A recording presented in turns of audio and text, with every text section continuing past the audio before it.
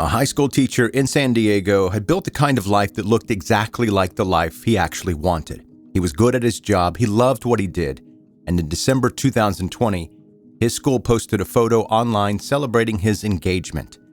Somewhere across the city, a man who had no business knowing his home address saw that photo, and within 24 hours, he started planning.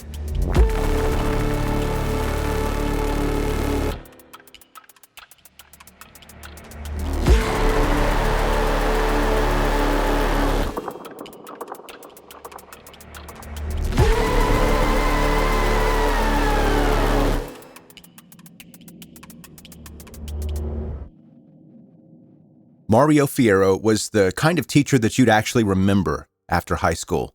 He was a social studies instructor at Cathedral Catholic High School in San Diego, assistant football coach, a track coach who literally ran the perimeter of the track alongside his athletes during the track meets.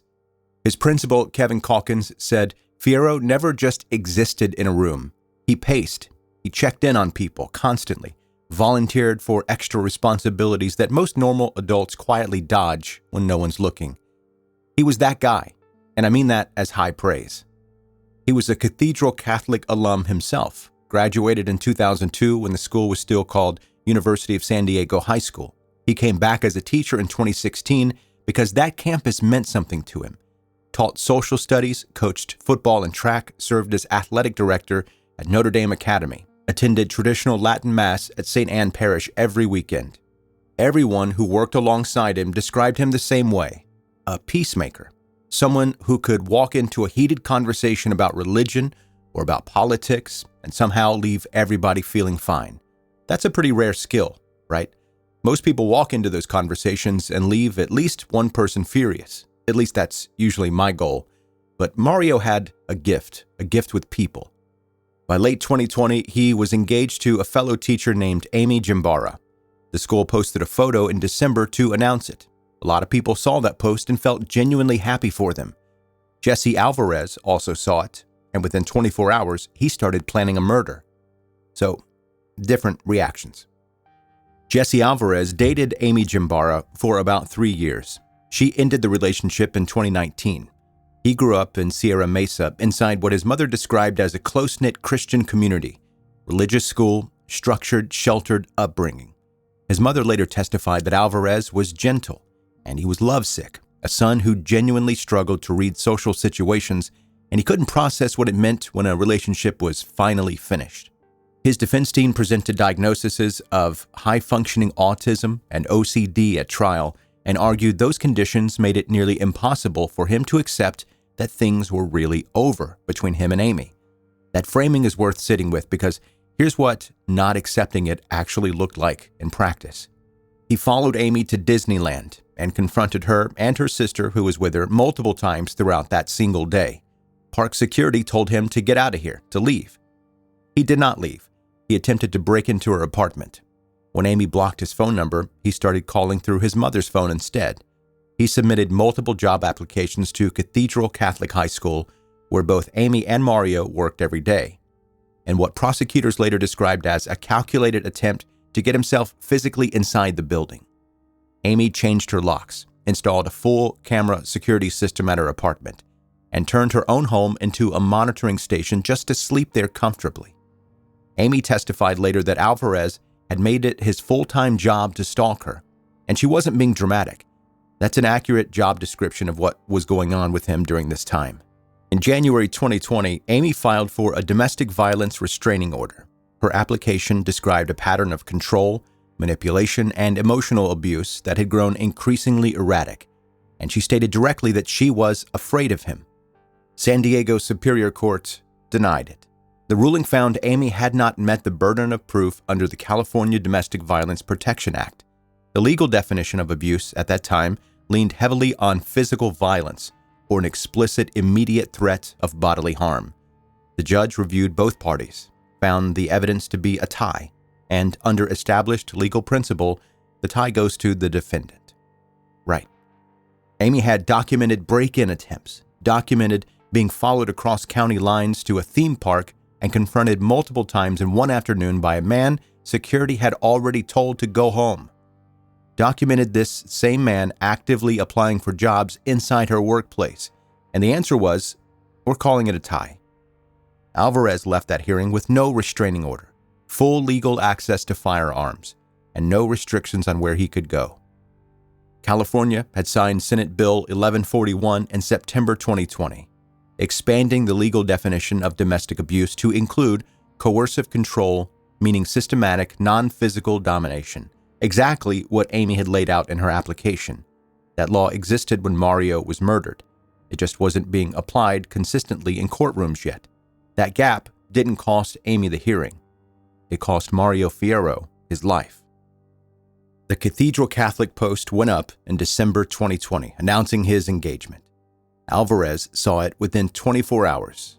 Within those same 24 hours, he started searching. Prosecutors laid out his search history at trial, and I want you to hear this list. He searched for how to kill your ex's fiancé, where to shoot someone in the head to guarantee death, how to shoot someone at their home address, how to hire a hitman. He located Mario's address on Kansas Street in the North Park neighborhood of San Diego, identified the make and model of Mario's vehicle, and drove to that street in the middle of the night to photograph the cars parked on the block so he could pick out the correct one in the early morning dark.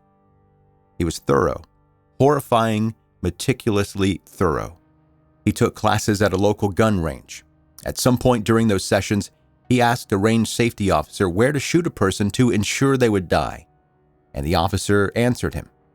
Alvarez then decided to leave his own phone at home the day that he planned to act, knowing the GPS data could place him at the scene, and he borrowed his brother's car so no one in the neighborhood would recognize the vehicle.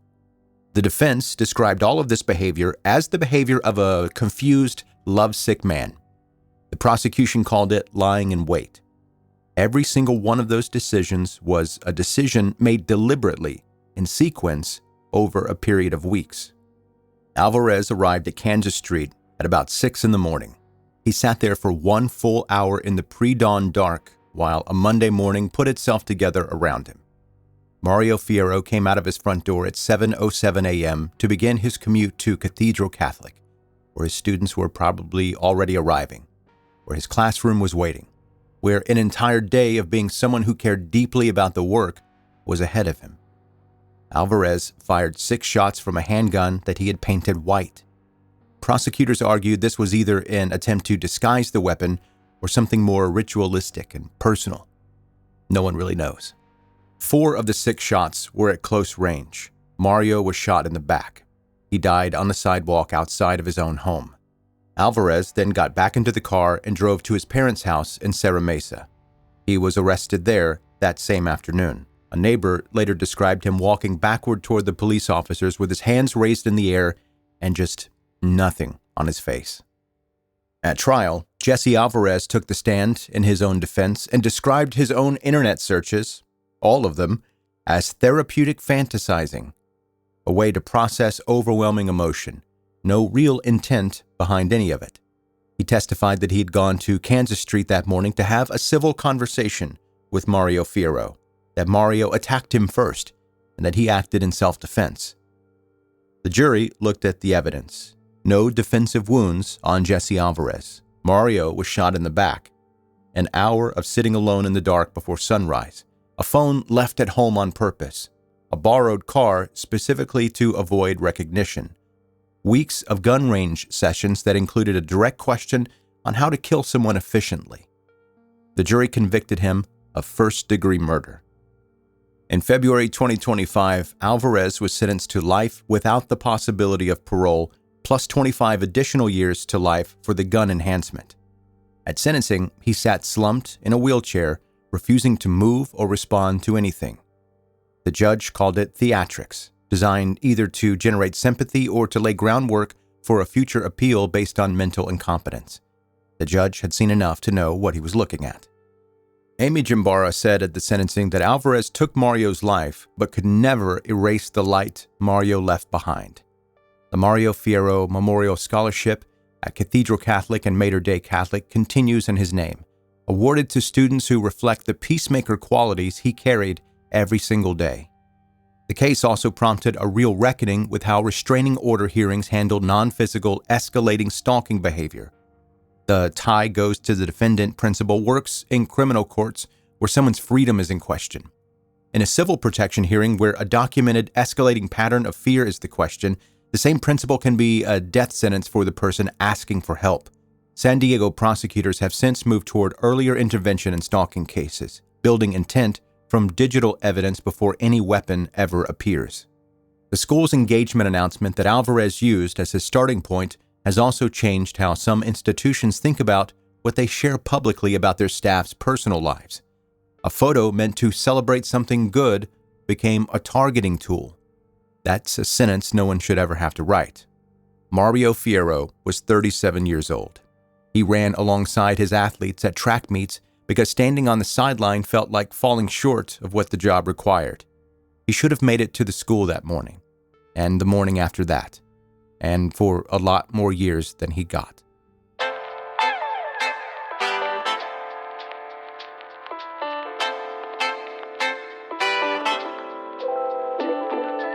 Thanks for listening to 10-Minute Murder, bingeable true crime stories. I'm Joe. I'm the host. Hello. And here's an email. Subject, weirdly specific compliment. Hi, Joe. I appreciate that your episodes don't sound like you recorded them while sprinting. A lot of podcasts feel like the host had 3 energy drinks and a deadline. Yours feels more like somebody telling me a story without trying to win an award for the most dramatic pause. That's probably why I keep listening. Tyler in Chattanooga, Tennessee. Tyler, I hope you keep listening because you like the content. Not because I don't sound goofy while I'm doing it. But hey, I'll take it. If this is your first time listening to 10-Minute Murder, welcome. Put your feet up, get comfortable, because there are literally hundreds of back episodes in the back catalog for you to catch up on. So get cracking. If you've been here for a while, you're an OG listener. I appreciate you. I love you with my whole heart. Please continue doing what you're doing, engaging with the social media content, sharing this podcast with your friends and family, and rating it 5 stars wherever that's possible. And quick reminder, if you like this podcast, if you think this podcast would be good if it was a little bit longer, then I've got good news for you. There's a podcast that I do, aside from this one, called True Crime Blueprint. It's available in most places this one is, not all of them, but most of them. So search for True Crime Blueprint wherever you like to listen to podcasts. And that's going to do it. That's your episode for today. Thank you for listening to 10-Minute Murder. See you next time.